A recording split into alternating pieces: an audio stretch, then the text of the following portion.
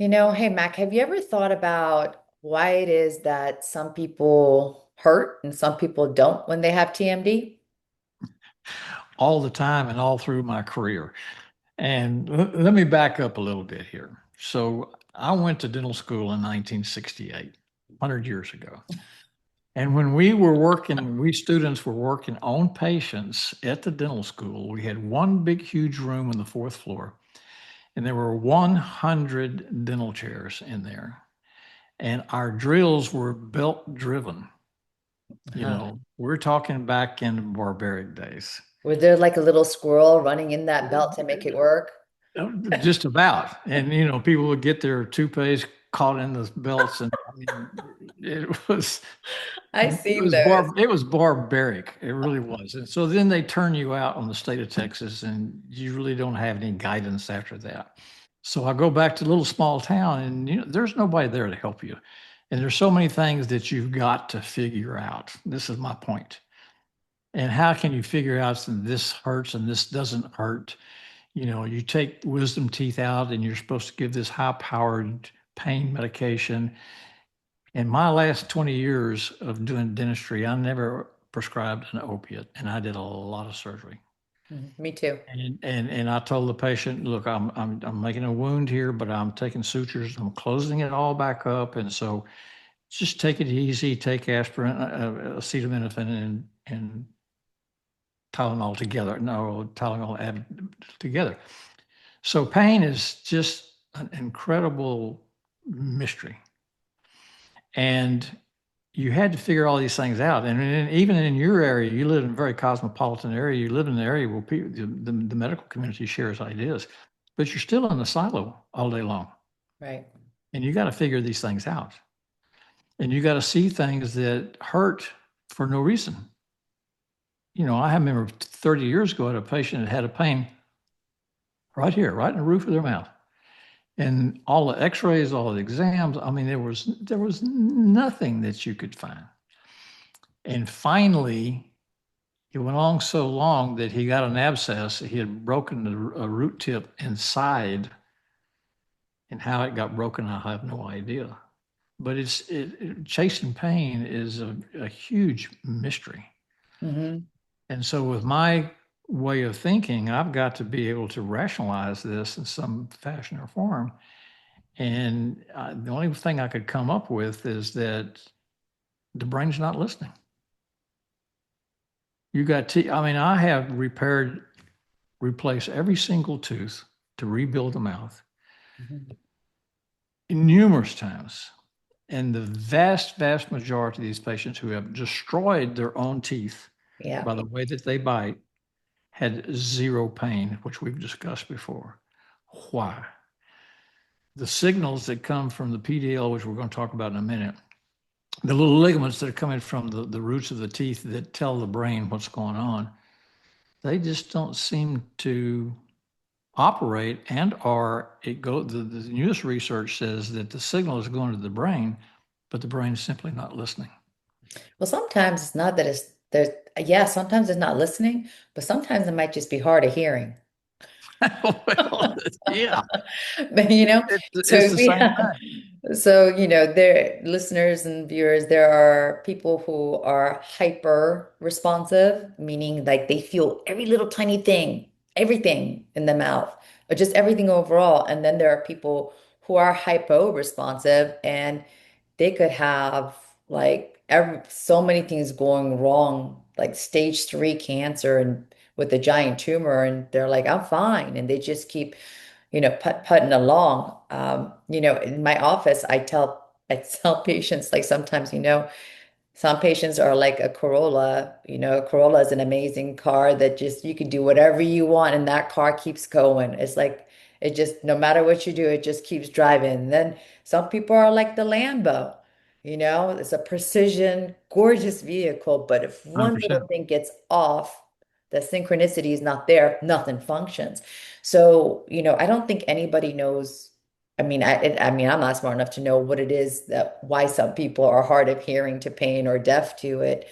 I can just tell you that when there is dysfunction in that cup that level of tolerance that we have just continues to fill over time, that person can get triggered. And I think that's a lot of reasons of one of the reasons why most females, more of our TMD patients are females than males, and typically between the ages of, mid 30s to like early 60s.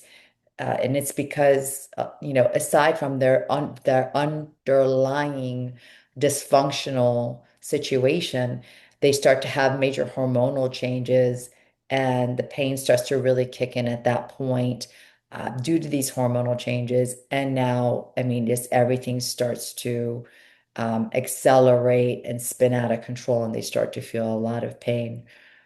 Most men do have some hormonal changes, but not this massive change that women tend to suffer during their perimenopause and menopause. Not that men don't go through menopause, it's just not as significant of hormonal changes women experience. Yeah, but I've had the same experience you with most of my patients were female.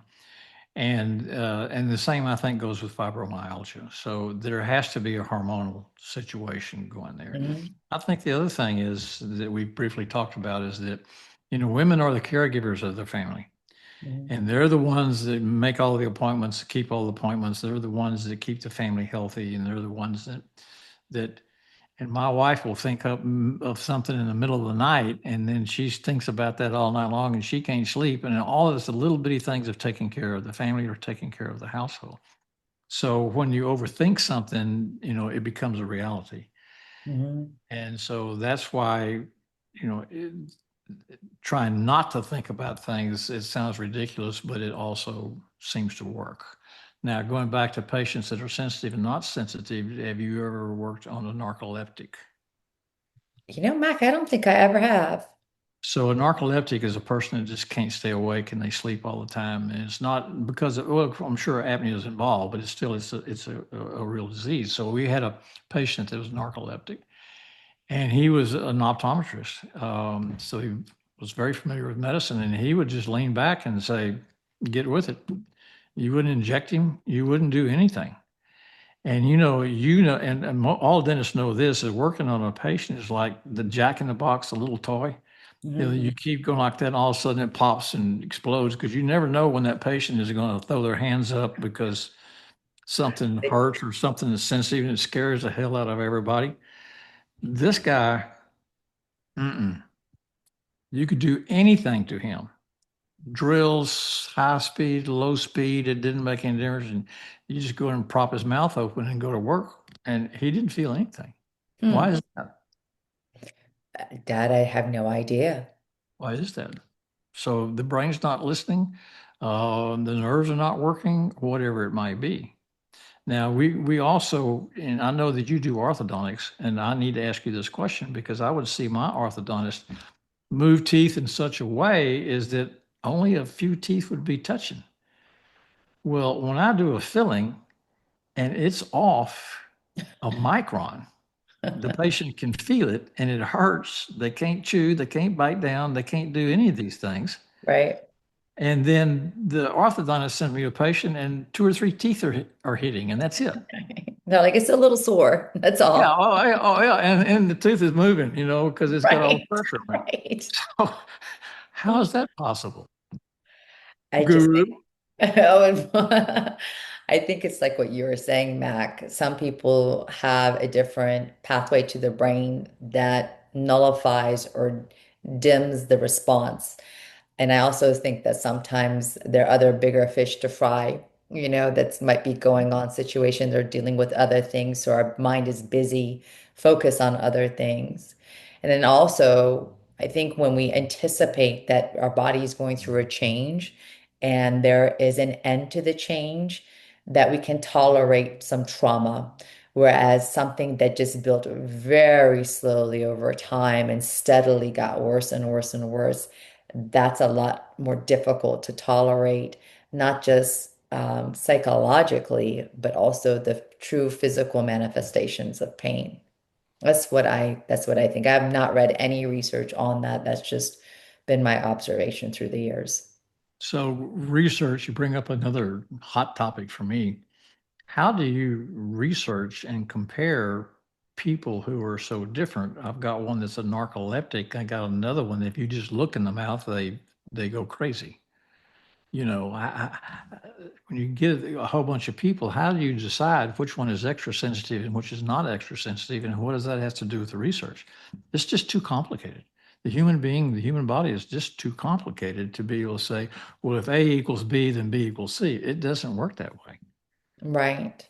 But one thing we do know for sure when we see dysfunction in the way the jaw is positioned, that causes muscle spasms, that can cause headaches or clicking and popping in the joint as we regain that proper coordination because the jaw's in the right place and that we can chew correctly and put our teeth together without spasming muscles, things just really do start to calm down. It's not that complicated. You can have clicking and popping in the joint. And so many patients are like, oh yeah, I've had that since all my life. It doesn't mean that it's going to be fine. It means that that is a blatant sign of dysfunction. However, a big yawn, or let's say you had a nice big juicy steak, those things can actually trigger you and then get you to start the jaw to start locking. It may actually just work out on its own. Sometimes it does, but sometimes it doesn't. It's like the start of the beginning of the end, if you will. And then those people need treatment If they want treatment. if So, they want treatment. yeah, so to me, the interview is just absolutely fascinating. And watching people talk and how their jaw operates, et cetera, and assessing everything as you're talking to them. And if you really get good dialogue with patients, at least this happened with me, you just say to the patient, like to you, Pam, do you know where your lower jaw needs to be? Can Hmm. you show me where it's the most comfortable? They quite often do. Quite often they know where it's most comfortable. And what do? You build an orthotic to that position. Of course, it's a lot more complicated than that, but the body's telling you something. And you got to listen to the body. But I agree with you. Those that are not in pain, the brain it's just not listening. And then there's also the people like myself that plan on being a centenarian, right? And a healthy and good looking one at the best I can anyway at that age. And we I'll do meet you there. wonderful. Well, we're all going to make it there, hopefully. Um, but there's what I tell my patients a lot of times is that everybody comes in with different goals. We're all different people, right? I can't displace or project what I want for a patient on them. I can hope for it, but I'm not going to project that on them. However, I can tell you that my goal is that when a patient is in my practice, be it for TMD or other reasons, my hope is that that they live a long, long life. And as long as they're on this great earth, that they can eat whatever they want without pain and dysfunction and look and feel good doing it. And as we get older, we can't predict all the things that might occur to us and in our lives, all those experiences or trauma.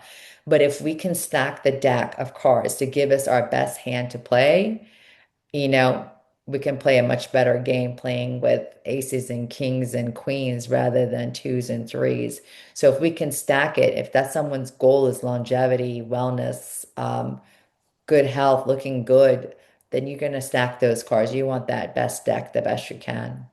Absolutely. And that needs guidance sometimes. You need people who know to be able to guide you, whether it's Pilates, whether it's a great dentist, Correct. whatever it is, Yeah. because you can't do it on your own. You can do a lot of things on your own that make sense, and everything is, eat right, sleep right, all these things are good. But if you're not sleeping right, who's going to help you? How do Mhm. you find a doctor? If you're in pain and you have this, who's going to help you? So being educated on all these aspects, you're writing a book, I've written a book, we've got a podcast, and it's all about education. And this education is to help these people find those answers that you've just mentioned. Great. Simple enough.